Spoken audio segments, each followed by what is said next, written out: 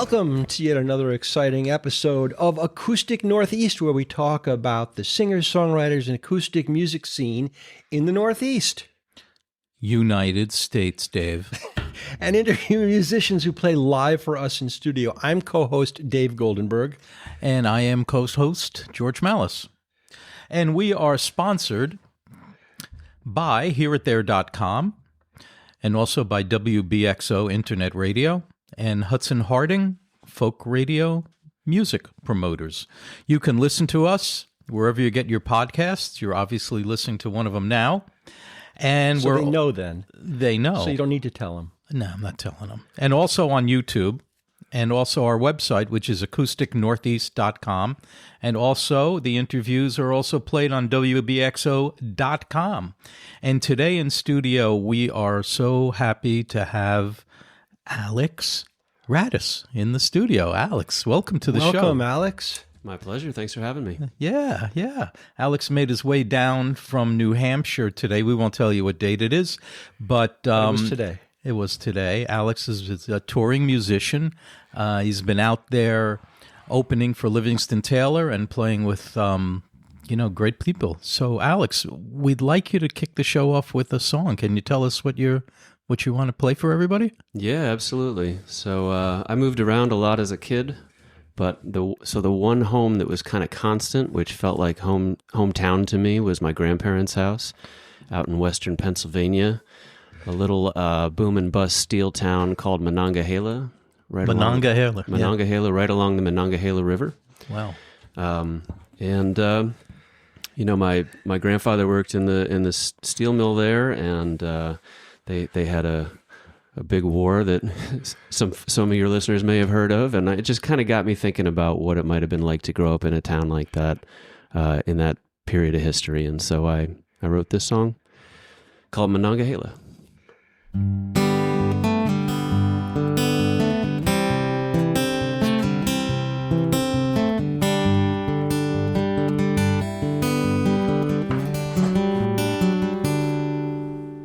We went boom and we went bust before the rain could even rust the tin roof on the chicken shack. It rang with the rumble of the railroad tracks. We had laughter and we had a war. It killed every boy who lived next door. The whole town came to say goodbye as if one of their own had died on Monongahela. That's just how they raised you. You didn't take a selfie in old Monongahela. We made metal and we made love. We prayed to the Steelers and got above. We worked hard, but we gave thanks. The shells that we made shattered Panzer tanks. Oh, that river that roared through here, of locomotives and molten steel, dried up, crazy as it sounds. In a dry riverbed we drowned Monongahela. Play the cards they gave you.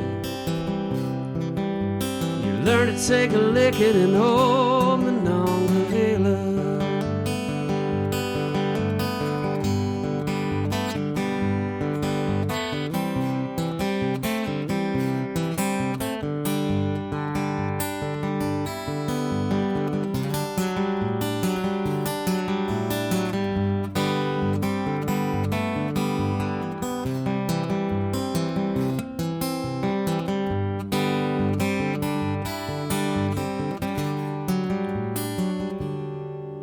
Well, the kids grew up, the kids moved out. The new neighbors don't come around. We beat the Axis on the battlefield. Couldn't beat their prices making steel. There's a heartbeat in this town. It's just a few feet underground. The whole place don't seem so big, but all we gotta do is dig in Monongahela. You play the cards they gave you. You learn to take a licking in old Monongahela.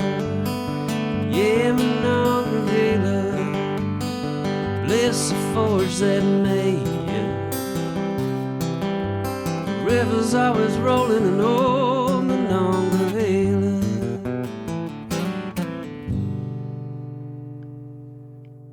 All right, that's Alex Radus singing Monongahela. I have to pronounce it. That's one of the three rivers, right? It is, yeah, it is. So you grew up near Pittsburgh?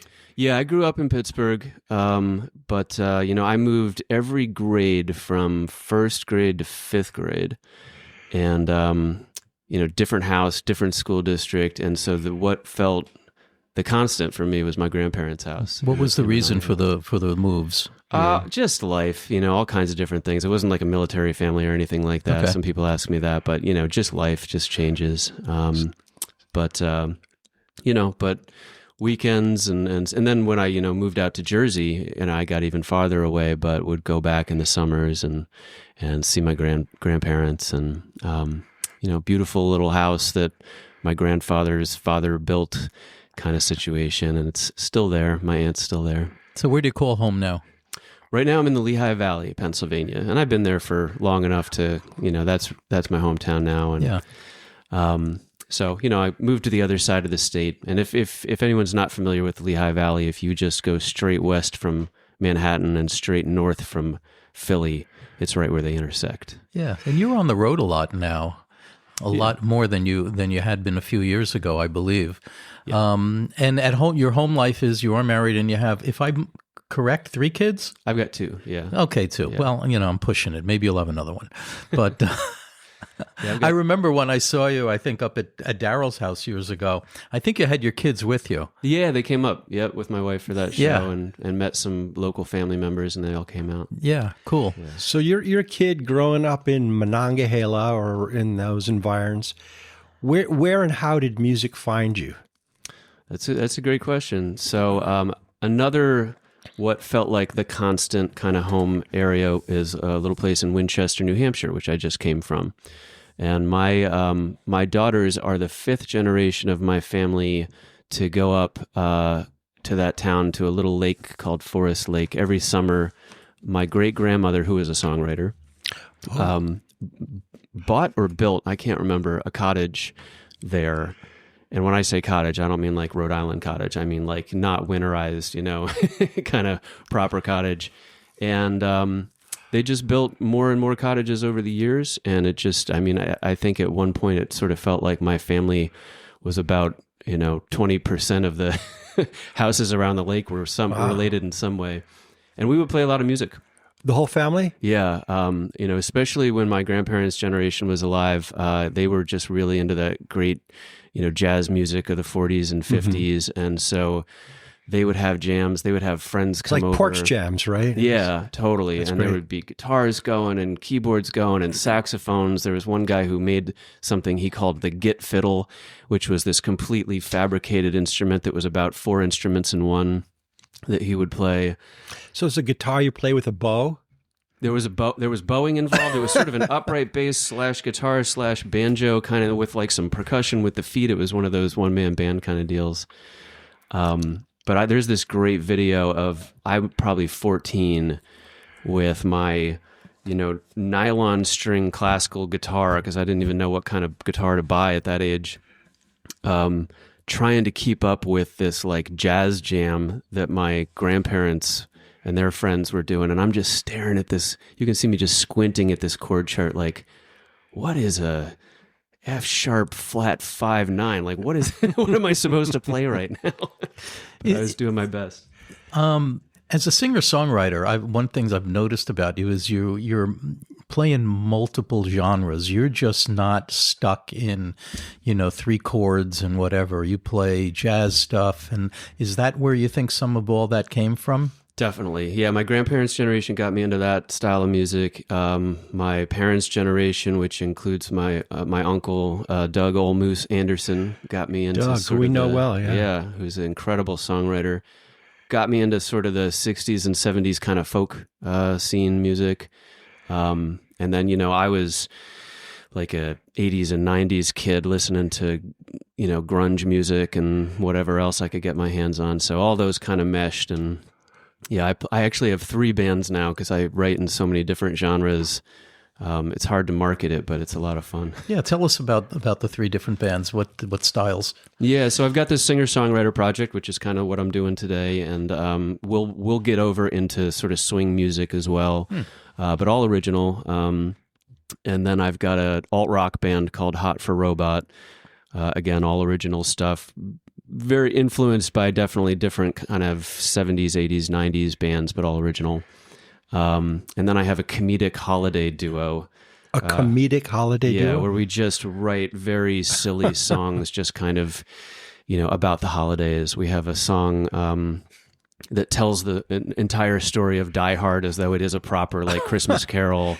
Yeah. We rewrote the words to the music, to Memory, the music for Memory, to be about how cats only ever get drugs for Christmas. They just all get catnip all the time. And so just really silly stuff like that. And it's... Wow. Yeah, one writer called or referred to you using the term genre whiplash. Yes. But one of the genres that I'm interested to hear you talk about was the anti-folk movement of a few years back. You were part of that whole scene.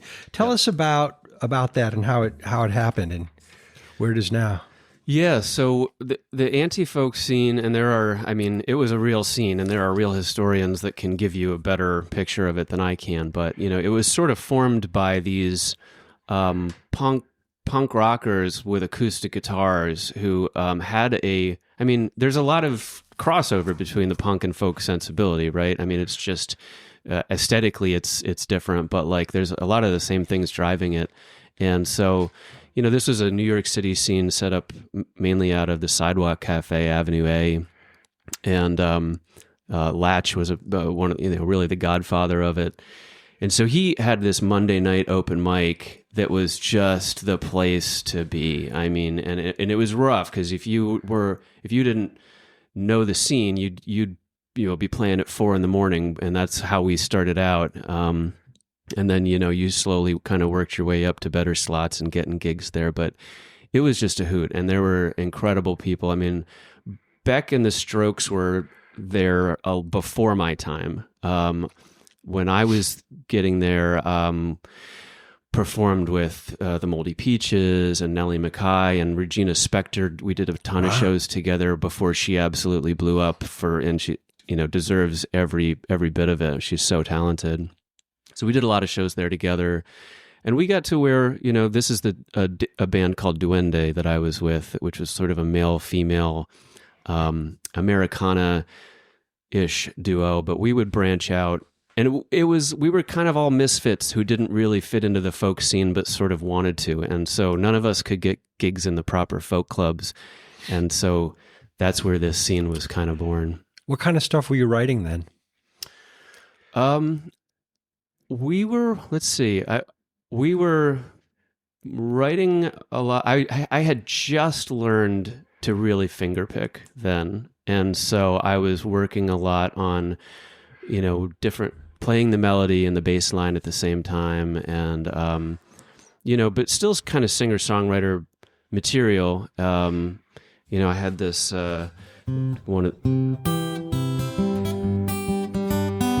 this was a song that we did that a lot of people liked called Let the House Fall. I've had lovers that have left me, and I can't say that they were wrong. Good old friends that don't want to see me again, and I can't blame them at all. Sometimes you gotta let the house fall.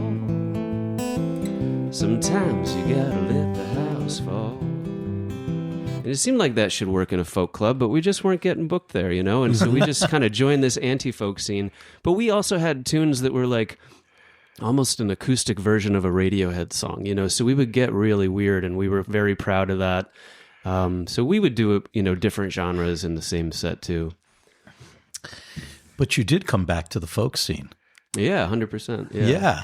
And what was really cool is you in the 2025 Falcon Ridge Folk Festival, you got most wanted. I don't think your picture is up That's on the an post FBI offices. term, right? as emerging artists. And then you were out on tour with, I believe, Tina Ross. And who else was out on that tour? Louie Lou Lewis out of Brooklyn. So that was pretty cool. Yeah, that was wonderful. And that really put some nice wind in my sails to open some other doors that opened some other doors. And it's been a nice couple of years. Because like you were saying, I took time off. I wasn't really touring when my kids were younger. And then like 2 years ago, I kind of felt like they were old enough to where I could kind of do this like Maryland to Maine thing. And that's, you know, and you're hitting 20% of the country anyway. So population wise, it's the acoustic Northeast as it happens. Yeah, exactly. And the drive times are great, you know, from city to city. So it feels like an accessible way for me to tour with a family. And it's been working out real well. That's great. Yeah. I think, what do you say? Another tune? I would love to hear another tune. Let's hear another tune. I mean, I love the last one that you were playing, but. Cool. That was a snippet. That was a snippet. I like snippets. But, you know, people's attention span are about good for the snippet. That was like an Instagram reel version of a song. Intro what you want to play. All right. So we were talking about hometowns. I'm now in the Lehigh Valley, Pennsylvania, and my hometown club is Godfrey Daniels. Wonderful, wonderful club on the folk circuit for many years now. In fact, 50 years. They're celebrating their 50th birthday this year. And as part of that, some of your listeners are probably aware the legendary John Gorka started his career there. He lived in the basement there, and he did sound, and he watched these incredible people come through. And he's got this song, That's How Legends Are Made, about watching these incredible songwriters and aspiring to be like them. And he did pretty well for himself. He sure did. So. So I knew he was going to be playing the anniversary, the birthday show, and I reached out to him and asked, would you like to write a song together honoring Godfrey Daniels for his 50th birthday? And he's a very kind and generous guy to the upstarts like me, and said, sure, I'll write a song with you. And so we debuted this tune. I thought it'd be fun to play it. It's called Bring the Music Home.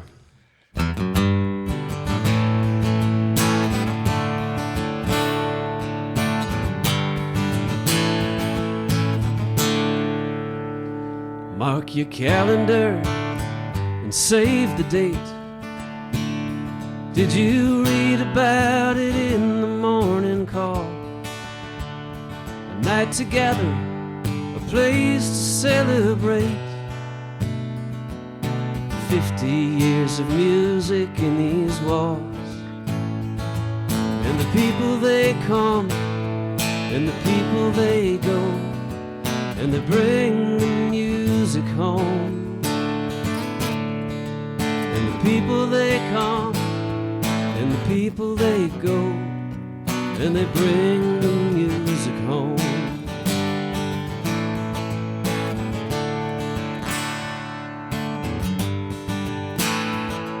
May the players and the singers make it here,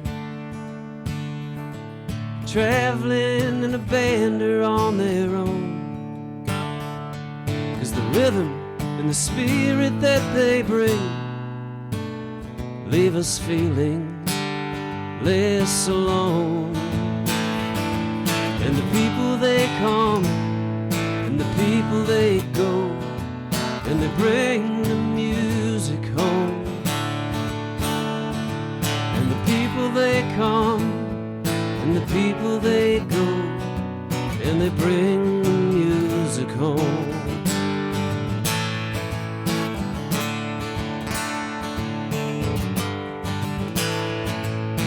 Yes, they made room in their lives, and they found a place to park. They were kindly shown their seats to listen quiet in the dark. Quiet in the dark. A place where troubles fade. It's down the street from the steel mill. It's where the real bridges are made. It's where the real bridges are made. And the people they come, and the people they go, and they bring the music home. And the people they come, and the people they go, and they bring the music home. And the people they come, and the people they go, and they bring the music home. And the people they come, and the people they go, and they bring the music home.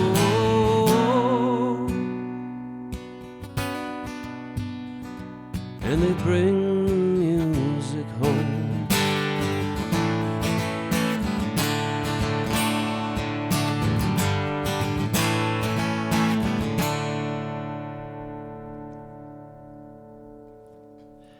That's Alex Radus, Bring the Music Home, written with John Gorka.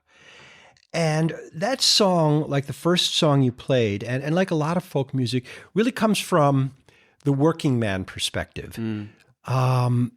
Especially that first one had a very John Prine kind of working man. Where do your songs come from? Do you bring that with you to your music? Yeah, I mean, they definitely all have a bit of me in them. They're all a little bit autobiographical, but not exclusively. I have some songs that are total fabrications, just interesting stories that occurred to me. But I tend to write from a very kind of inspired place, in that like I feel like sometimes there's a radio station that I get to tune into, and I can kind of hear the song, or I can hear a snippet of the song, and sometimes it'll just almost be the whole song. And the writing process will take just a few minutes. It's almost like taking dictation. It's very magical.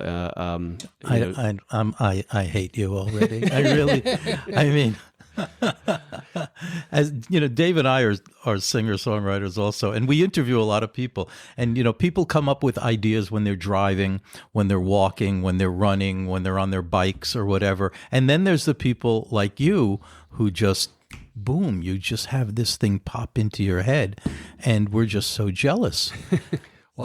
Arlo Guthrie tells a story about that. What does he say? He says that he used to, years and years ago, he shared a house with James Taylor, just when James Taylor was breaking out.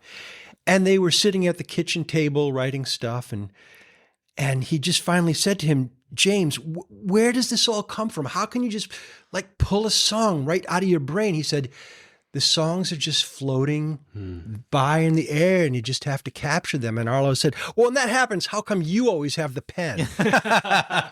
Yeah, I heard somebody else describe it differently, that they just said Bob Dylan was fishing upstream of everybody else. Wow. Yeah, it is. I mean, it's something to be grateful for sure. It's not a process I feel a lot of ownership over, or like to take a lot of credit for sometimes, because it really does just feel like it's there already, and I got to catch it. I got to catch the fish. Yeah. But it's not always like that. Sometimes there's other times where I've heard people say, like, the sculpture's in the marble, you just chip away the marble until you find it. And so there's definitely that chipping away process too, and there's a certain amount of intentionality and work that goes into that. So how do you know when a song is done then? That's such a good question. There's some that I don't feel have ever truly been done, and I'm still kind of searching for the perfect lyric to kind of lock up different areas. I mean, there's a song I've been playing for, probably 15 years before I finally found the right lyric to fit into one piece. And I've been performing it because it's a good song, but there was always like, yeah, that lyric could be better. And I finally found it. So I think there's, it's important to stress test songs, even if they don't always feel totally done, and see how a crowd responds to them, because you may get a response that you weren't expecting and it might be really good. But every once in a while you get to feel like, yep, the whole jigsaw puzzle's done. The entire picture's there. It couldn't be any better. Those are good feelings. Yeah, it's really nice when they just pop in there, or you're done in 2 hours or something like that. It's special, and then you don't even have to touch those again because they're done and they're special. Yeah. You really you had a song. You've had song in radio, TV, and film, and you recently had one in the series Adolescence. Tell us a little bit about that. So how did that come about? I've never really intentionally pursued sync licensing, and that's reflected in the fact that I've done very little of it. But every once in a while, I'll just get a call from somebody who likes a song, and oddly enough, there's one song of mine that 2 different sync licensing people like reached out to me just based on this one song. And so Adolescence was like that. And I ended up with placing 3 songs in that movie. It's fantastic. Yeah, it's really great. And but there's I'll just do another snippet, but sure. This is the song that for whatever reason people won their movie. This is just the refrain. It's the best, it's the best, it's the best that I can do. It ain't good, it ain't good, it ain't good enough for you. You know, and I think everybody can relate to that in one fashion or another. Yeah, my mind just went there. Yeah. One thing I wanted to ask you about was the role of video in promoting your music. You have a new video out, which was really super well done. How important are videos, do you think, in building your audience? Oh, I don't think it can be overstated, like how important video is these days. It's almost more important than anything else. I feel like in this, in the music industry we live in, and the way people consume music. That said, I don't put it first personally. Like for me, like the artist in me puts the song first, but having a good video or a good reel or something like that on Instagram or TikTok that's clearly how people are getting discovered these days. So do you do snippets? I mean, for TikTok, will you take a song and cut out 30 seconds of it, or? Yeah. I'm not personally on TikTok, but I do it for Instagram and Facebook. And I've gotten better at it. I've kind of gotten to the point where I actually enjoy video work quite a bit. I'm very much an amateur, but I enjoy doing it. Do you actually create the videos yourself? Yeah. So the video you're talking about for Where Liberty Lives, it's a protest song, and I had an idea that I wanted to do the video. I wanted to do a lyric video. Just kind of, which is, if anybody's not familiar with them, they're not videos where people are dancing around or you see the artist a whole lot. It's really more about making the lyrics the focus, and they're easier and much more economical for DIY artists to do. So that's usually one of my first thoughts. And anyway, I wanted to do a lyric video for this song. It was topical. I wanted to get it out quickly. And I thought, why not put the lyrics all on protest signs? Like, I'll do the lyric video like that. It's a great concept. Yeah, and I was really excited about it. But again, I really wanted to get the song out quickly. And so I was like, I woke up one day in the morning and I was like, I think I can create this and make it look pretty good with AI. So I went on this program and I would just type in, make me a protest sign with these lyrics on it. And I put it in, and it was incredible how good it looked and how real. I mean, some people had 3 hands or too many fingers or whatever. Wait, that was AI? It never even occurred to me. No, so I put together the whole video like that, and by that time I'd finished the recording of the song, and I was looking at the video, and I'm like, it looked great, but I was like, I can't do this grassroots protest song with AI images. Like, how dumb is that? I was rushing so much. That didn't occur to me until a little bit later in the process. And I was like, we need to do this somehow for real. And so my wife, God bless her, really helped me organize this, because in 5 days we got 50 people together to make over 75 handmade protest signs with the lyrics to the song on them. And then we filmed the creation process, and then we filmed people holding up the signs and synced it up with the music. And so I did all the editing for the video. And I mean, it looks really DIY, but that's perfect for this. It's perfect for that kind of song. So Yeah. I felt like it worked really well. It's a great video. Where can people find it, and where can people find your music? Sure. Yeah, please. My name is Alex Radus, AlexRadus, and I'm on YouTube at Alex Radus Music, on Instagram at Alex Radus Music. Facebook's the same. So there's not too many Alex Raduses out there. If you pop my name in, you are guaranteed to find me. That's fantastic. So we really appreciate you coming on the show. Yes, thank you. And this has been great. And you're going to take us out with one. Are you going to take us out with the new one, the protest one? I feel like that kind of. We should probably do that. We talked about it. So. Yeah, absolutely. Yeah, let's do that. Let's give it a where shot. where liberty lives, Alex Radus.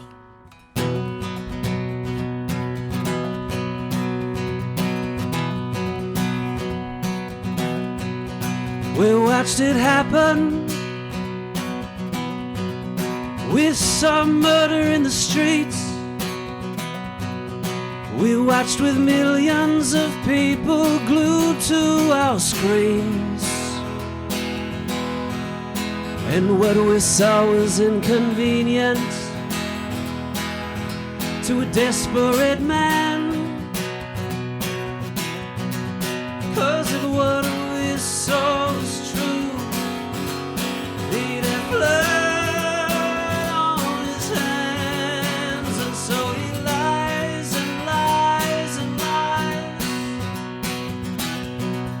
till it's an act of a rebellion to trust your own eyes and believe your own heart. And that is where liberty lives, and liberation starts. We saw it coming. We saw the kindling and the flame. Millions of us cried out not in our name. But the people striking matches told us fire doesn't burn. Now our house is in ashes, but they still haven't learned the telling lies and lies and lies till it's an act of a rebellion to trust your own eyes and believe your own heart. And that is where liberty lives, and liberation starts.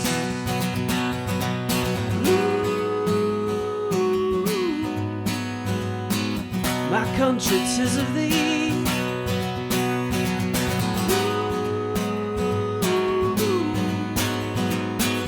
Sweet land of liberty, of thee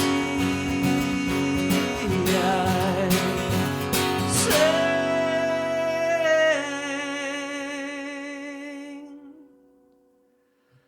They watched it happen. They saw murder in the streets. So they wrote a declaration saying we'll have no kings. Now the only thing protecting the freedoms that they